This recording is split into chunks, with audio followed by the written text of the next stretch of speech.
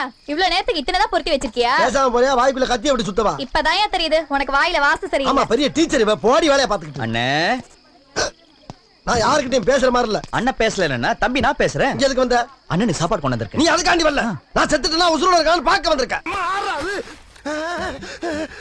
இட்லி எப்பா, இட்லி போட்ட ஏசமான எவ்வளவு பெரிய பூகம் வந்தாலும் சரிடா, நீ ஒரு ஆள் எஸ்கேப் ஆயிருப்பா. வெல்கம் டு ஐரக்ஷன் சேனல். எங்களோட வீடியோஸ் உங்களுக்கு பிடிச்சிருந்ததுன்னா லைக் பண்ணுங்க, கமெண்ட் பண்ணுங்க, ஷேர் பண்ணுங்க, மறக்காம சப்ஸ்கிரைப் பண்ணுங்க. ஓகே, இப்போ எல்லாரும் நிறைய பேர் படத்துக்கு போயிருப்பீங்க, படத்துக்கு பார்க்காம இருப்பீங்க. நாங்கள் போய் படம் பார்த்துட்டோம். குட் பேட் அக்லியோட ரிவ்யூ தான் பார்க்க போகிறோம்.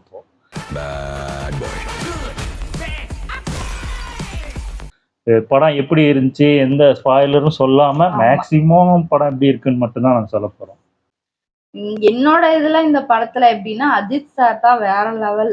அவருக்குன்னே எடுத்த படம் இத்தனை வருஷத்துல நான் பார்த்ததுலே பெஸ்ட், வேற லெவல்ல இருந்து சூப்பரா காமிச்சிருந்தாங்க சார். அதாவது ஒரு டைரக்டர் வந்து என்னெல்லாம் கொண்டு வரலாம், ஒரு ஆக்டர் கிட்ட இருந்து என்னெல்லாம் கொண்டு வரலாம் அப்படின்னு டைரக்டர் கிட்ட இருக்குன்னு நல்லாவே தெரியுது.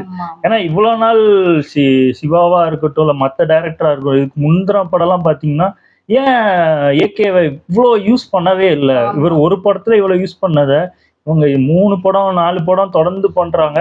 ஏன் இப்படி ஒரு ஒரு ஏகேவை காட்டவே மாட்டேங்கிறாங்க அப்படின்னு தோணுச்சு எனக்கு. நீங்க போய் படத்தை பாத்தீங்கன்னா அதுல அவரு எவ்வளவு என்ஜாய் பண்ணி இல்ல உண்மையிலே அதான் ஒரு ஈகோ இல்லாம எதுவும் இல்லாம, அதாவது என்ன பண்ணுமோ அந்த படத்துக்கு என்ன பண்ணுமோ அதை எல்லாத்தையும் பண்ணி கொடுத்துருக்காரு. ஏன்னா இப்போ விடாமுயற்சி, வலிமை, துணிவு பாத்தீங்கன்னா அந்த ஆக்டிங்கே பாத்தீங்கன்னா ஒரு ரொம்ப ஏதோ கஷ்டப்பட்டு ஆக்டிங் பண்ணோம், இதுதான் நடிச்சு கொடுத்துட்டு போயிடுவோம் அப்படின்னு இருந்துச்சு. ஆனா இந்த படத்துல அவர் பாட்டுக்கு ஜாலியா என்ஜாய் பண்ணி நடிக்கிறாரு. சார் உங்க கார்டு மேல ஒரு 16 நம்பர் இருக்கும், அந்த 16 நம்பர் கொஞ்சம் சொல்றீங்களா சார்? நீங்க பாத்தீங்கன்னா ஏகேவா இதுன்ற பழைய ஏகே பார்த்தா ஒரு ஃபீல் கிடைச்சு, அதை விட தாண்டியே இந்த எல்லா படத்தையும் தூக்கி சாப்பிட்டா மாதிரி இருந்துச்சு இந்த படம். செமையா இருந்துச்சு. அதுக்கப்புறம் த்ரிஷாவோட ஆக்டிங்கும் நல்லா இருந்துச்சு. ஒரு வழியா த்ரிஷாவையும் கெட்டவாத்த பேச வச்சுட்டாங்க. எங்க அப்பாவை கார்ல இருந்து நடு ரோட்ல தள்ளி விட்டதே அவர்தான். கிளைமேக்ஸ் ஆமா அப்படி ஒரு வார்த்தையை பேசுவாங்க. ஆனா பீப் போட்டாங்க, எல்லாருக்கும் நிறைய கெட்டவாத்த வருது, எல்லாம் பீப் போட்டு இது பண்ணிட்டாங்க. அதுக்கப்புறம் சுனில் பிரசன்னா அவங்களும் ஓகே தான், ஆனா அந்த அளவுக்கு ரொம்ப இம்பார்ட்டன்ஸ் இல்ல. அதாவது ஓகேவான ஒரு கேரக்டர் தான். யோகி பாபு அவங்களுக்கு கூட ஓகே. யோகி பாபு ஒரே ஒரு சீன் வருவாரு, அது சும்மா கெஸ்ட் ரோல் மாதிரி தான் வருவாரு. அதே மாதிரி கிங்ஸ்லேவோட காமெடியும் நல்லா இருந்துச்சு. அவருக்கு எவ்வளவு கொடுத்தாங்களோ அந்த டைமுக்கு என்ன பண்ணுமோ அது சூப்பராகவே பண்ணிட்டாரு. அப்புறம் அஜித் சாரோட பையனா ஒருத்தர் நடிச்சிருந்தாரு. அந்த சலார் படத்துல கூட அந்த பிருத்திவிராஜோட சின்ன வயசுக்கு ரோல் நடிச்சிருப்பாரு, அந்த பையன் தான் நடிச்சிருக்காரு. ஓகே, அவரோட கேரக்டரும் கரெக்டா நல்லாவே நான் பண்ணியிருக்காரு. எனக்கு தெரியும் வயலன்ஸ் என் பையனுக்காக விட்டேன், ஆனா என் பையனுக்கு ஒண்ணுனா விட்டத தொட்டுதானா கரெக்டா பண்ணிருக்காங்க. ஆமா, அதே மாதிரி பிரியா வாரியரும் என்னடா இவங்க ரோல் குட்டியா கொடுத்துருக்காங்கன்னு நினைச்சா நல்லா தான் கொடுத்துருக்காங்க உண்மையிலே. ஆனா எதிர்பார்க்கல இப்படி ஒரு ரோல். ஆமா ஆமா ஆமா. அதுக்கப்புறம் ஜாக்கி ஷராஃப் வந்து அந்த அளவுக்கு நானும் பெரிய வில்லனா இருப்பாருன்னு பார்த்தா அவர் வில்லனே இல்லை அந்த படத்துல, ஏதோ சும்மா அவர் வந்துட்டு போறாரு. எனக்கு வந்து சிம்ரன் நடின்றவரை அவ்வளவு சூப்பர் இல்ல. உண்மையிலே த்ரிஷா வந்து அவ்வளோ இடத்துல வராங்க, ஆனா அந்த ஒரே ஒரு சீன் சிம்ரன் வந்து அப்படியே சாப்பிட்டு போயிடுறாங்க. அவங்களோட இது அப்படியே இவங்க தூக்கி சாப்பிட்டு போயிட்டாங்க. எதிர்பார்க்கல.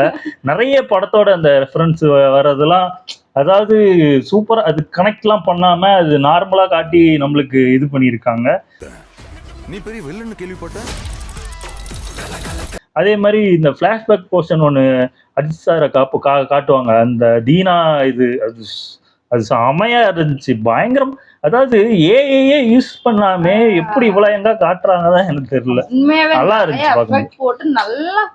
ஆமா ஆமா, அதுக்கு அஜித் சாருமே நிறைய, ஏன்னா நம்ம எவ்வளவு படத்துல பார்த்திருக்கோம், அந்த என்னெல்லாம் பண்ணுமோ அதுக்கு எல்லாமே மீறி பண்ணியிருக்காரு அவரும்.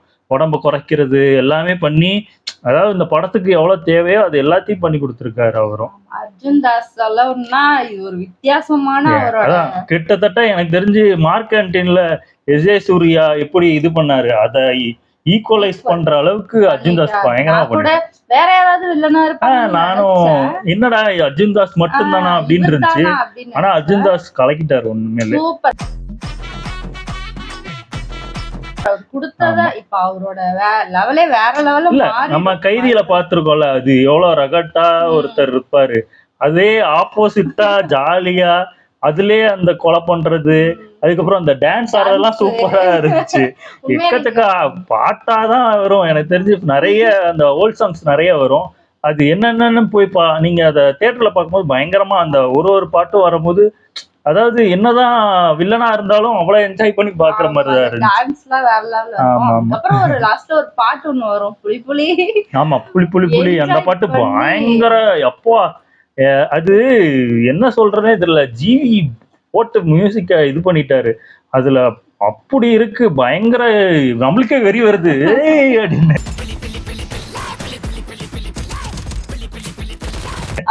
எனக்கு அந்த பாட்டுல இருந்தாலும் ஒண்ணும் புரியல. ஆமா புரியல.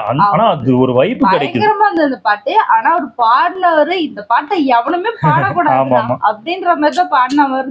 ஆமா அவரையே நடிக்க வச்சிட்டாங்க அந்த ரோல்ல கரெக்டா. அது அந்த பாட்டு ஆரம்பிக்கிறதுக்கும் ஒரு இது கொடுத்து அது சூப்பரா இருந்துச்சு. அதே மாதிரி ஃபர்ஸ்ட் பாட்டு வந்துச்சு, அதுவும் நல்லா இருந்துச்சு. அந்த காட் பிளஸ் யூ பாட்டும் சூப்பரா இருந்துச்சு. ஏகே செம்மையா ஆடி இருக்காரு. அது பார்க்கும்போது கதையும் இருக்கு, உங்களுக்கு வந்து என்டர்டைன்மெண்ட் பயங்கரமா இருக்கு. கதையும் இருக்கு கரெக்டா. அதாவது நான் ரொம்ப ஏன் இப்படி அப்படி எல்லாம் நமக்கு பார்க்க கூடாது. அது என்ஜாய் பண்ற ஒரு படமா, செலிப்ரேஷன் படமா இருந்துச்சு. எனக்கு தெரிஞ்சு அஜித் ஃபேன்ஸுக்கு எல்லாருக்கும் ரொம்ப, அதாவது மங்காத்தாக்கு அப்புறம் ஒரு செலிப்ரேஷன் படம்னா அது இதுதான். இதுக்கு மேல என்ன சொல்றது, முன்னெல்லாம் பார்த்த படத்தை விட எனக்கு இந்த படம் ஏன் இந்த அளவுக்கு பிடிச்சிருச்சுன்னு எனக்கு தெரியல. திருப்பி பார்க்கணும் போல. ஆமா, அந்த இன்ட்ரோவல் எல்லாம் பாருங்க, இன்ட்ரோவல் எல்லாம் சரியான டைலாக்கோட முடிச்சிருக்காங்க. அதே மாதிரி ஏகேவோட அந்த டைட்டில் கார்டு ஒண்ணு வச்சிருக்காங்க, சூப்பரா. நான் எதிர்பார்க்கவே இல்லை டைட்டில் கார்டுலாம் அஜித் சாருக்கு வரும்னு. ஏன்னா இவ்வளவு படம் வந்திருக்கும், அதுக்கு வந்ததே கிடையாது. நார்மலா அஜித் குமார்னு போட்டு முடிச்சிருவாங்க. ஆனா இப்படி ஒரு டைட்டில் கார்டு வச்சிருப்பாருன்னு தெரியவே இல்லை. சூப்பரா இருக்கு. ஒரு ஃபேன் பாயால எவ்வளவு ஒரு பெட்டரா கொடுக்க முடியும்னா உண்மையா அது பயங்கரமா டைரக்ட் பண்ணிட்டாரு. ஆமா ஆமா அந்த அளவுக்கு சூப்பரா பண்ணிட்டாரு. எல்லாரும் போய் தியேட்டர்ல போய். ஆமாண்ணா, 1-2 சஸ்பென்ஸ் இருக்கு, ரொம்ப பெரிய சஸ்பென்ஸ் எல்லாம் கிடையாது இருக்கு. ஆனா அதெல்லாம் சொன்னா உங்களுக்கு அது ஐயோ தெரிஞ்சு போச்சேன்னு தோணும். அது மட்டும் தான் சொல்லல தவிர மற்றபடி இதான் கதை. அதே மாதிரி கிளைமேக்ஸும் பாத்தீங்கன்னா ஒரு அஜித் சாரோட ஒரு பாட்டு வருது. அந்த பாட்டுக்கு நான் அதாவது அது கிட்டத்தட்ட ஃபைட் சீன் தான். அந்த எல்லாரும் ஃபைட் சீனே மறந்து எல்லாம் ஆட ஆரம்பிச்சாங்க. அந்த மாதிரி இருந்துச்சு, நல்லா இருந்துச்சு. பயங்கர வைபான ஒரு இதாதான். இது தியேட்டர்ல பார்க்காம மிஸ் பண்ணீங்கன்னா வருத்தப்படுவீங்க. ஏன்னா உண்மையிலே இது ஓடிடில பார்த்தாலும் அந்த என்ஜாய் பண்ற, செலிப்ரேஷன் பண்ற ஒரு ஃபீல் கிடைக்காது. அந்த ஃபேன்ஸோட அந்த கத்துறதோட பார்க்கும்போது தான் அந்த படம் அவ்வளவு பயங்கரமா இருக்கு எனக்கு தெரிஞ்சு. நெகட்டிவா ரிவ்யூ சொல்றதெல்லாம் தூக்கி போட்டு போய் பாருங்க. உண்மையிலே இப்போ அதான் சொல்றல, விடாமுயற்சி நாங்களும் பார்த்தோம். அந்த படம் அப்படி இருந்துச்சு. உண்மையிலே படம் நல்லா இருந்துச்சுன்னா நாங்க ஐயோ நல்லா இருக்க படத்தெல்லாம் நாங்க கேவலமா சொல்ல மாட்டோம். என்ன படம் இருக்கோ அது நல்லா இருக்கா நல்லா இல்லைன்னு தான் சொல்றோம். உண்மையிலே இந்த படம் வந்து 5க்கு 4.5 கூட கொடுக்கலாம், அந்த அளவுக்கு நல்லா இருக்கு. கண்டிப்பா 2வது வாட்டி கூட பார்க்கலாம் அந்த படத்தை, அந்த அளவுக்கு நல்லா இருக்கு. உண்மையாவே எல்லாரும் போய் தியேட்டர்ல பாருங்க. அப்புறம் எங்களோட ரிவ்யூஸ் எப்படி இருக்குன்னு சொல்லுங்க. நாங்க ஸ்பாயில் பண்ணல.